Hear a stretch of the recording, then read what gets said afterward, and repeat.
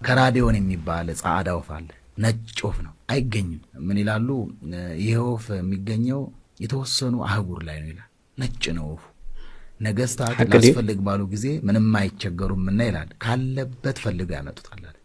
ከዛ ቤታቸው ቁጭ ያደርጉታል። ከነገስታቱ መካከል ልጆቻቸው ሲታመሙባቸው ይህንን ጻዕዳ ወፍ ወይ ደግሞ ከራዲዮን የሚባለውን ወፍ ሄደው ያስጠጉታል ወደ ታመመው ሰው። ይሄ ነገር ግን እውነት ነው። አይድን ከሆነ ያየውና ማይድን ከሆነ ፊቱን ይመልሳል።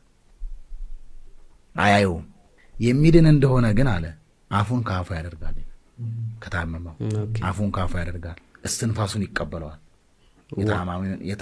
የታማሚውን እስትንፋስ ሳብ አድርጎ ይቀበለዋል።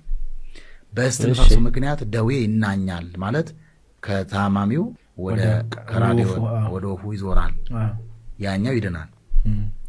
ይሄ ከራዲዮን የተባለው ወፍ ግን ነጭ አልነበረ፣ ጥቁር ይሆናል። ብርድ ይለዋል። በጣም ብርዱ ሲያስቸግረው የብርድ ስሜት በሽታው እኮ ነው። ከዛ ወደ ፀሐይ ይወጣል። ፀሐይ ሊሞቅ ፀሐዩ በጣም ግለቱ ሲያሰቃየው ደግሞ ወደ ባህር ይወርዳል። 3 ቀን ይቆያል ባህር ውስጥ።